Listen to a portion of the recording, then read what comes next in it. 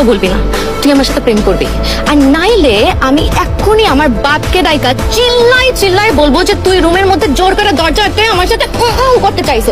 তুমি কি বলে এগুলো? তোমার সাথে আমি কখন করতে চাইলাম? বলবো বলবো 100 বার বলবো। আমি তোমার পায়ে পড়ি, আমি তোমার পায়ে পড়ি, তুমি আমার কথা মতটা দিও না প্লিজ। কেন ধরতেছো জান?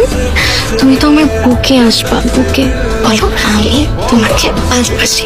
আই লাভ ইউ বলো। আব্বা গো, I love you, I love you, I love you, হাজারবার আই লাভ ইউ। কি পাত্র আব্বা, কানাডায় বিরাট বাড়ি, অনেক বড় চাকরি করে, ল্যাম্বরগিনির গাড়ি ড্রাইভ করে, বিরাট ব্যাপার স্যাপার তো। তাহলে কথা আগাবো? অবশ্যই ওই পোলার বাপ মারে আইতে কও। চাঁদনির একটা মতামত নেওয়া দরকার ছিল না? তাদের আমার মতামত কি, আমি তো মত দিয়ে দিচ্ছি। না সেটা ঠিক আছে, তারপরেও একবার জিজ্ঞেস করার দরকার ছিল। দেখো তো আমার এর কথা কই।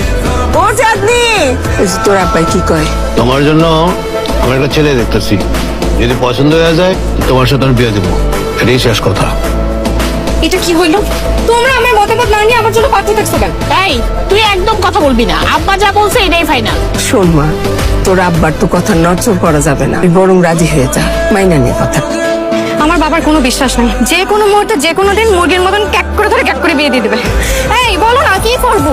আমি কি বলবো? তুমি আসলে একটা গাব গাছ, জীবনে তো কোনো ডিসিশন নিতে পারো নাই, এখনো পারবা না। বুঝছি, আমারই কোনো একটা ডিসিশন নিতে হবে। এই চলো আমরা বিয়ে করে ফেলি। এই তুই কি করতেছিস? ওই যে চায়না পড়তে যাচ্ছি তো, বাসা খুঁজতেছি।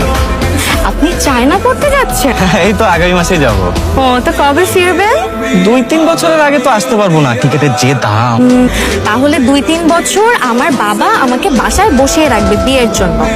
তারপর আপনি যখন বিদেশ থেকে পড়াশোনা শেষ করে আসবেন, তখন আমার বাবা আমাকে বলবে যে মা, শাকিলের তো পড়াশোনা শেষ, এখন তোকে ওর সাথে বিয়ে দিয়ে দেই। এরকম বললে তো খুবই ভালো হয়।